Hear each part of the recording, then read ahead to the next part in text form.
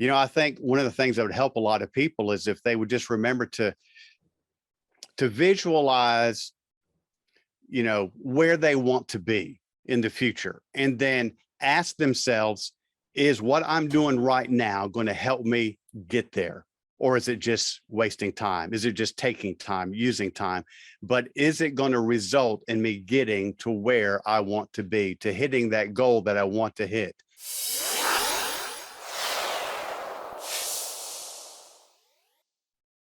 Hello, everyone, and welcome to the Reaching the Summit podcast. My name is James Barnes. Joining me today is, as always, Stacy Barnes. Hey, James, how's it going?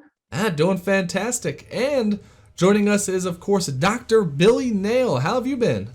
Hey, I've been doing good. Can't complain a bit. Enjoying life. I'll say we missed you on the last one. Where have you been?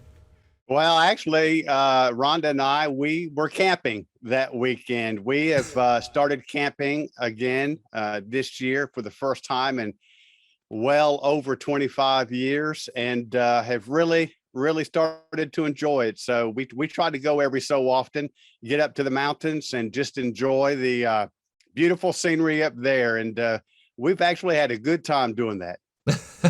I'd say definitely got to get out. I know I definitely got to get out. Me and Kat, we've got to take a trip sometime soon.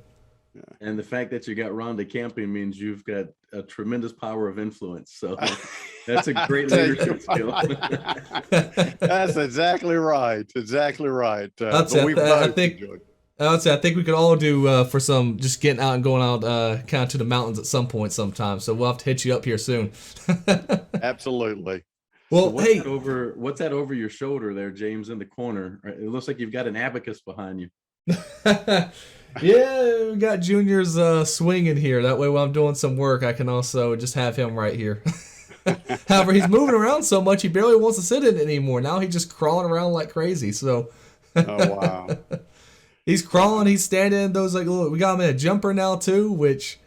Now he keeps, whenever we put him in there, he wants to run into the door frame almost to try to grab it. So that's been kind of fun. So how does it feel? How does it feel to have been promoted? Because for many years you were little James because Daddy was Big James. So now he's little James and you're just James. So you've been promoted to just James.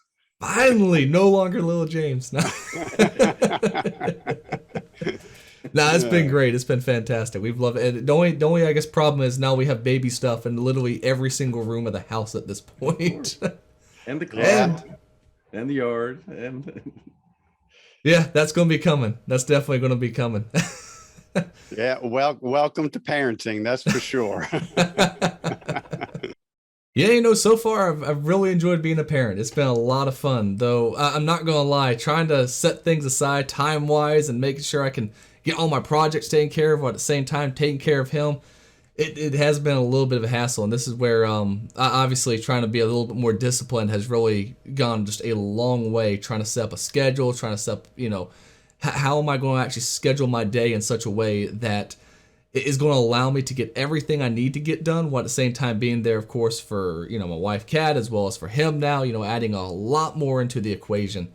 But, this kind of actually goes a little bit to what we wanted to actually talk about today, and that is the idea of self-discipline and how it might truly be the biggest cost of leadership. This is what you are going to have to actually really work with. It's going to be what,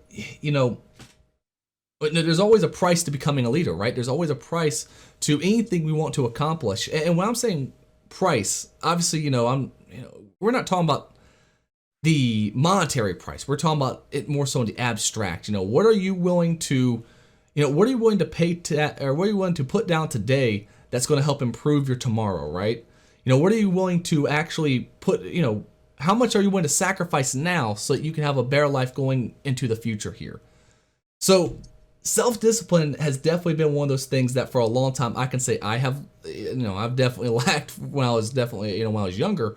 However, it's something that over time I've realized is just so important. I think Jocko Willink has a great quote where he says, discipline equals freedom, which sounds almost, antithetical to one another, right? Discipline equaling freedom. But as we know, when we have discipline in our lives, it frees us up, actually. It really does free us up and allows us to go after whatever it is we might be trying to go after in our personal lives, or again in our businesses, whatever we might be working on during that time. Now, obviously, Billy, you're a preacher. I mean, you have a lot of other obligations in your life as well. How do you kind of, I guess, fit this in? Like, kind of, how do you set yourself up for that kind of success? Well, as you said earlier, self-discipline is difficult. And really, what I have found, and I think this is just so true, that the hardest person to lead is myself. Self-discipline is something that we have to work on, I think, every day for the rest of our lives, because it is so easy to lose it. We have so many distractions and so many temptations. And if we don't do something to hold ourselves accountable, I think the first thing to go can be self-discipline. And yet self-discipline is exactly what we need if we want to really succeed, if we really want to grow to be the person that we desire to be. And so, the hardest person to lead is myself. And if I can lead myself, then I put myself in a much better position to lead others. And so, really what I have found is that if for me to be self-disciplined, I have to set up systems. I have to set up routines that I hold myself accountable to every day. So I have a routine that I go through every morning, and it is what holds me accountable, because I actually have it on an app that I use, and I check off as I do it. And for me, that's the best way I know how to do to keep myself self-disciplined. And it's a battle every day. Yeah, I mean, let's face it, this is something that a lot of people probably struggle with, just especially in our society, where I would say everything, let's face it, it's kind of easy for us in a lot of ways, more so than it's ever been before, right? Everything's at our fingertips whenever we want it. And I think because of it, we've actually lost a lot of what has allowed us to be disciplined in the past, right? A big part about being disciplined is, well, to persevere, right? To actually continue to work through whatever you're working through, to say, this is the schedule, I'm going to try to stick to it the best I can, and I am going to make sure I get what needs to be done when it needs to be done. And it feels like today, I see it happen more and more people just are lacking that, even just a basic level of discipline in many ways. Sure, they go to work, they come home, but they don't really seem to ever have discipline to sit down and say, okay, what do I need to do today that will actually really impact tomorrow, right? What do I need to get done today and not put off to, this weekend or anything like that? Obviously, Stacy, as a business coach, I'm pretty sure you've seen a lot of this before, where obviously there's a lot of stuff that, they could be doing right now. They could be doing today to actually be changing their business for the better. Yet, for some reason, they seem to be kind of stuck, or they just seem to be, frozen in place. Well, that's kind of the heart of why we said this is the real cost and price of leadership. Is, as a leader, we have to lead ourselves first, and that does require some self-discipline. And what you're describing is what Rory Vaden called the pain paradox. What he said is that easy today leads to difficult tomorrow. Difficult today leads to easier tomorrow, and that's kind of the paradox. And it's human nature to just take the easy route that's right before you. But the easy route typically is not going to lead to what's best, because let's just go with health. It's real easy to find something to eat.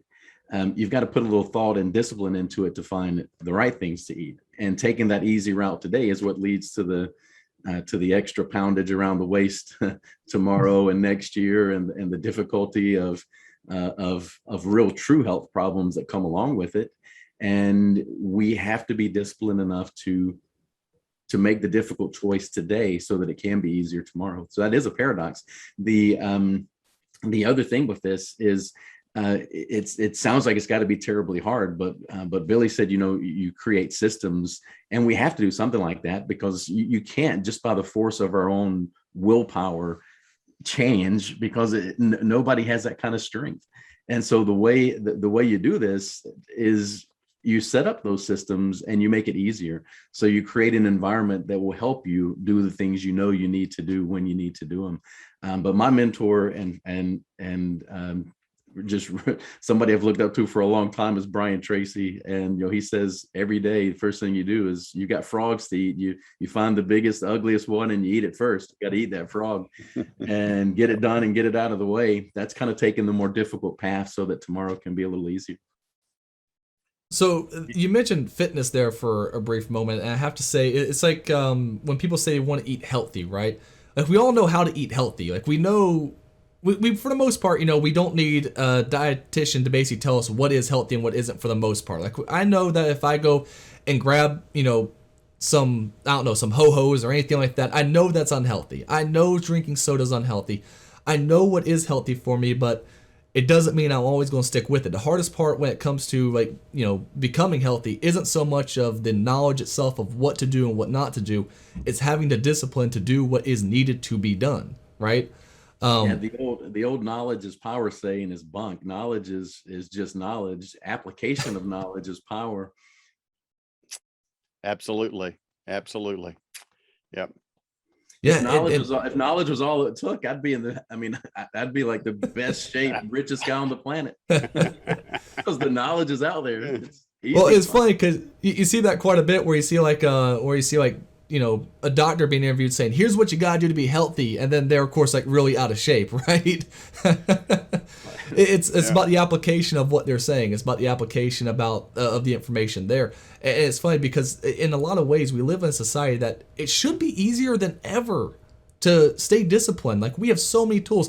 Billy, you mentioned having an app that you can actually lay out your day, right? We have apps that can help us with this. We have computer programs that can help us with this. Even something as simple as health, right? I mean, I can go over to Walmart and grab a bunch of, good, healthy chicken and rice for next to nothing. It does not cost that much money to eat healthy. It does not cost that much money to find an app or anything on your phone that can help you stay more focused. Yet again, it seems like today we're having more and more of a problem when it comes to staying focused and staying disciplined on the task at hand. Is there something maybe to the fact of maybe where we have too many options and maybe we need to just cut it down and say, I'm going to stick with this one program versus, having 20 different, helpful programs all around me at all times? Yeah, I think there is. The fact is like Stacy said, we tend to drift to what is easy. And the biggest mistake I think that people make is that we actually set ourselves up for failure. For example, let's go back to the healthy eating context that we're talking about. The fact is, if we have ho-hos laying around the house, if we have donuts laying around the house, whatever it is that tempts us, that draws us to the easy and to instead of the more disciplined, we need to do something to make sure that we have those where we cannot easily get to them. In other words, whatever it is that tempts us, we need to make sure that they are in hard to reach places. For example, if we want to eat healthy, then when we go to the store, just don't buy the donuts, don't buy the ho-hos, don't buy the soft drinks, don't have them in the house because they're a temptation. And but I think the biggest reason why most people are not self-disciplined is because we're setting ourselves up for failure. And so we need to think ahead and think, okay, what can I do so that when I start my week, when I start my day, I'm not going to be tempted to get off of my schedule, to get off of my routine, to get off of my growth plan, and take those things and set them aside where they're not easily accessible. I'll give you a good example. I mean, a lot of people, the phone is the biggest problem. And, so if the phone is checking the email, looking at social media, if that's a big problem for you, then take that and set it aside. Put it somewhere where you're not going to, where you don't need it for the next 30 minutes to an hour to do what is most important, to do what you need to do to get you where you want to be. The discipline to put the do not disturb sign on or the do not disturb setting on the phone, that may be like climbing Everest for some of us. That's exactly right. So we maybe start small, maybe because all the phones now have the ability to kind of limit the time on each different thing that you might be doing. So maybe start with limited to an hour a day or 30 minutes a day, and pick your time. It's like coming off of a drug or something. If cold turkey is not working, ease your way down, but do something to make it better. Yep. Yeah, And absolutely. I mean, I can say I definitely have a problem with it, because obviously a lot of what I'm doing is working on stuff like YouTube and looking at stuff like analytics, and it's very easy when I'm on that to go, oh man, look at that one recommended video, that looks kind of interesting, and of course click down there. Next thing you know, I'm a rabbit hole for like 30 minutes going, and I went from one funny video to now I'm learning about theoretical physics from some random dude on YouTube because I just somehow went down that hole. Well, even looking at the analytics, just looking at data can become the same thing. And what it is, it's just creative procrastination. There's something else that you really should be doing, but you're looking at data, at analytics, and you're telling yourself in your mind, well, this is something that's really going to help me. I really need to do this. When in reality, you don't need to do it at all. What you need to be doing is creating content and selling the content. And so what happens is, all of a sudden, when this phone really could be useful to call somebody or set something up, man, it becomes like the heaviest object in the universe. You won't even pick it up to make the sales call because you're busy procrastinating by doing what feels like something helpful for the business, when really it's not helpful at all. Yeah, that's exactly right. It hits that reward center where you're going through, well, I'm doing something, it's that whole thing of, just because you're doing something doesn't mean you're doing something that's actually productive, right? I think we've said multiple times in some of our own discussions about the fact of, sometimes people feel like they have to do something, and that can in itself be an issue where they instead will jump to saying like, well, I'm gonna review the analytics, I'm gonna review our numbers for the day. I can say, helping run a couple offices back in the day, I would come into this problem quite a bit, where I would look at our numbers for the day, and I would be looking, it should only be a 5-minute glance, right, to say, all right, hey, here's where we're at, here's what we need to do, done. And instead, I would just stay on it for way too long, just way too long. And who knows how much other things I could have been doing in that time that could have actually helped grown that business, instead of just there looking at the numbers and going, oh, if only I had this number here, that would make it so much better for over here. And then, well, what I need to do tomorrow is, it shouldn't take that long to review it, but because I'm doing something, it's giving me that reward that, oh, I'm being productive, even though the reality is, this is a case of where you need to make sure you're monitoring your results, not just your actions, because when you monitor just your actions and kind of just check things off, it doesn't really amount to anything. I can sit there and stand up right now and start doing jumping jacks. It doesn't mean I actually accomplished much of anything other than I did some jumping jacks, right? It needs to be productive. Just because you're doing something doesn't mean it is the most productive thing you could be doing. When I start working with people, we generally start working on clarity. And if you're unclear of where you're trying to go and who you're trying to become, it makes it even more difficult and easier to fall into the standard routine. And so when you're looking at numbers for a business, you've got to be real clear on what the numbers and metrics are that you should be monitoring and what you should do with them when you get there. But that lack of clarity and who it is we're really trying to become makes it very, very difficult. If you don't know what that place down the road is you're trying to get to, it's awfully hard to get there. And so get really clear on what the goals and what the outcomes you're really looking for are. And then that makes it easier to figure out what systems can I put in place to better help me get there. And you start putting the tactics in place of, okay, for the next X number of time, I'm going to do these 5 things every single day. That's going to help me get to the goal. You review at the end of every day, did it work? Did it not work? You change maybe the 5 things and you keep on that plan until you get there. But that's discipline, man. It takes intention to pull it off. Yeah, I think that's the key to it is intention. It's, is intentionality is behind self-discipline. And, I think one of the things that would help a lot of people is if they would just remember to visualize, where they want to be in the future, and then ask themselves, is what I'm doing right now going to help me get there? Or is it just wasting time? Is it just taking time, using time? But is it going to result in me getting to where I want to be, to hitting that goal that I want to hit, to bring in that income that I want to bring in, to accomplish, this purpose? We tend to think right now instead of think future. Is this actually helping me get to where I want to be tomorrow. And if it's not, then we need to, just like you said, Stacey, we need to reset those priorities and relook at that schedule and say, okay, I need to make an adjustment here. So, one of the things that helped me, this was years ago, and I don't even know if you remember it, but you, because it was around the time that we joined the Maxwell team, and and you had said, have you ever kept a time log of your day? And I was like, no. It says, try it and just look at where the time's going, because I forgot what it was at the time, but I kept telling you I don't have time for this or that or the other. And so you kind of snatched me around and said, put it down.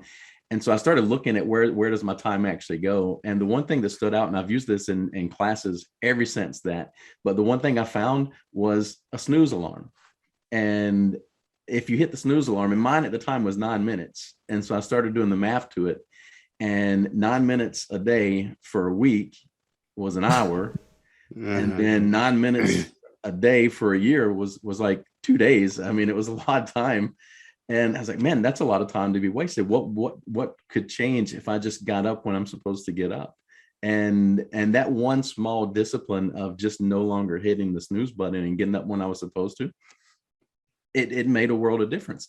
And things like that. One thing I've learned, and I learned this from running too, when I started training for marathons and all, it seems unrelated, but when you get disciplined in one area of life, it will transfer into other areas. And so even if you just start taking a walk every morning at the same time, the discipline of hitting that, you'll start to find how that will bleed over and you'll become more disciplined in other areas. But for me, a big part of it was starting out with just doing that time log of where my time was really going. And it was every 15 minutes of the day, just log what really did I do for that 15 minutes, and then watch where your time really goes. And if that doesn't jerk you around and say, man, I really have some work to do here, I don't know what will, because it was eye-opening for me. Yeah, well, it's definitely revealing. It is amazing if you keep a time log, like you said, and which I have done as well numerous times, and start looking at how much time we actually just waste throughout the day. And again, there are so many distractions that just draw our attention away from what we need to be doing. And if we're not careful, we can keep a time log and realize, oh my goodness, today I wasted an hour and a half on social media. I've wasted an hour and a half on, playing this little video game on the phone or whatever. And if we start looking at that on a daily basis, man, that accumulates so fast. And we realize, oh my goodness, in a week's time, I've wasted a whole day. It's amazing. And just a little bit of that time applied in learning in the area of your profession, or the area of your health, or the area of wealth, in any of the key areas of life, just a little of that time applied learning in those areas. Just imagine the compound effect of that every day instead. Absolutely. And I think you're exactly right. I found it to be true that if once I can get myself disciplined in one area, it is much easier to start disciplining myself in other areas. And so the key to it is just start. If you find that you're not self-disciplined in anything, then just start in one area, and you'll find that will actually help to become self-disciplined in other areas of life down the road. Yep. And don't pick the hardest one. Pick one that you know is going to be easier to stick to, because those little wins add up and give you the confidence to move on. My snooze button problem, that was like an addiction. It wasn't just one time either. I was losing a lot of time to that sucker. But you know what? That's what Dave Ramsey calls baby steps. Just do the easiest one first, and get that done, and then go to the next one up. And it makes a big difference. So it's you mentioned there, how much time are you really wasting each day and stuff. It's funny. I know the psychologist Jordan Peterson, he talked about how he actually asked his class one year, how much time do you waste any given day? And they would all say, like, I don't know, probably 3 hours, 4 hours, pretty high numbers. And he said the most interesting thing about it was he didn't put the definition of what a waste of time actually was. He just asked them, well, how much time do you waste? They defined that, not him. So a lot of us, I think we know how much time we know we waste a lot of time, but it's not until we, I think, admit it, right? Until we actually look at it and say, you know what? Yes, I waste a lot of time, and say it out loud, make sure you understand it, because internally, I think we understand. I think internally there's something inside of us that says, okay, yeah, I know I'm wasting some time, but until you actually confront that, you will almost forever put it into the back of your mind for the most part. Yeah, absolutely. That's exactly right. And I will say, you talk about the little steps of building up self-discipline. I mean, I know I started taking cold showers not that long ago, and let's just say that's definitely helped me out quite a bit so far. Sticking to that, definitely. Just you talk about the whole like little victories helping boost you. I mean, when you get done, when you actually do something you're supposed to do, and the way it moves you forward through the rest of your day. I always say, try to find something at the beginning of your day that you can do that, and you talk about hitting the snooze button or not hitting the snooze button. Like, that is as beginning of the day as you could possibly be, I think. But that way you start your day with one of those victories. You start your day with a win. And when you start your day with a win, it's much easier than to go throughout the day and continue to hit more wins as you go. I'll tell you what, it's yeah, that is so true, because one of the, it's the little joys of life that make the difference. One of my greatest joys is when I have accomplished that task, when I have that system and routine done, and I'm able to check that off. That is a victory. And then I go to the next one, I check that off, and that is a victory. And there's just something that gets you motivated. There is something that just gets you pumped when you've won that victory, when you've accomplished that task, and okay, I've done what I said I was going to do today. And that just kind of gets you pumped for tomorrow. And so there's a great feeling and becoming self-disciplined and actually accomplishing that. You, on the other side of that, when you're all done, I mean, you feel really good about yourself. And I think that's what people need today. Well, and it's psychologically what we all try to do is we say, you know what, I'm going to get started when I feel better about this. Once I feel like this, then I'm going to do it. The real thing to do is to get started, and then the feeling will come. That's exactly right. Well, and there's that old quote when it comes to sports of, amateurs are motivated and professionals are dedicated, right? It's, you need to start. Just because you might not feel motivated at that one point doesn't mean you don't need to go ahead and get started on it. I mean, you still need to make sure you get done what needs to be done. And it's funny, I beginning mentioned, Jocko Willink's, saying, discipline equals freedom. When it comes to self-discipline, a lot of people, I think, has a very narrow-minded approach to what that means. They feel like it's restricting their lives. It's restricting what they can and can't do, until you realize that when you procrastinate, how much does that then drive your life, right? If I procrastinate what I'm doing, guess what? That's going to control what I'm then going to have to do when I'm hitting that, time barrier of, when I need to get done, right? Once you stay disciplined, that actually opens up so many more avenues, because you learn how to better manage your time. And because that, you can also manage your spare time as well. You can actually usually you'll have more free time if you're self-disciplined than if you aren't self-disciplined and decide to procrastinate, even though it feels kind of like it should be the reverse. Yeah, that's exactly true. It's amazing when I go through my routine and I do that checklist and I knock off the things I want to do. If you stick to it, it's amazing. You can actually get things done quicker than you set aside time for. And then all of a sudden you realize, okay, I've done everything I set aside to do today. And there are a lot of days you actually have a little extra time to do some other things.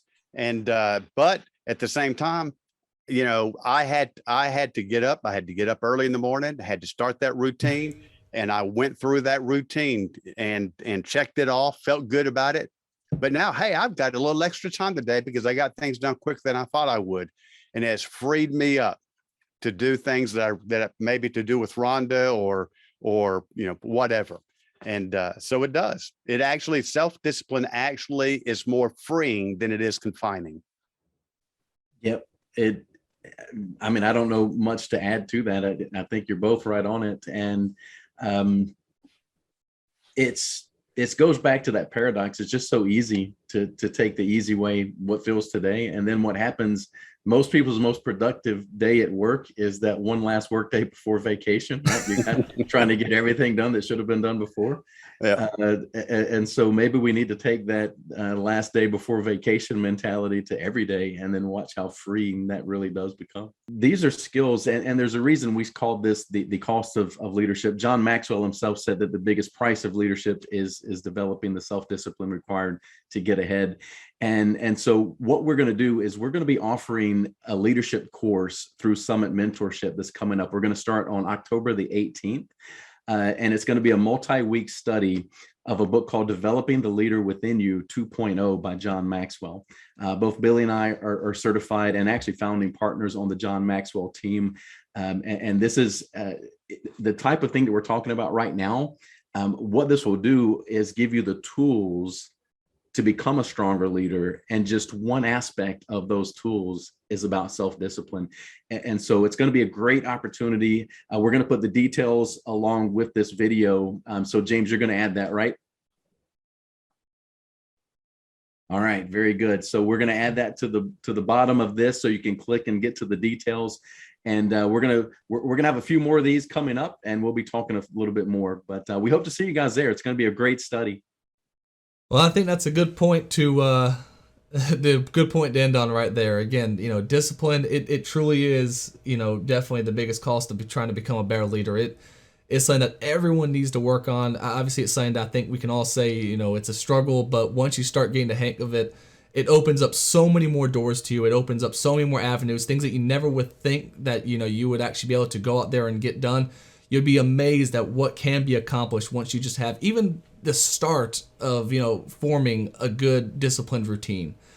Either way, I just want to thank everyone so much for watching. Obviously, if you have enjoyed this video, make sure you like and subscribe to the channel as well.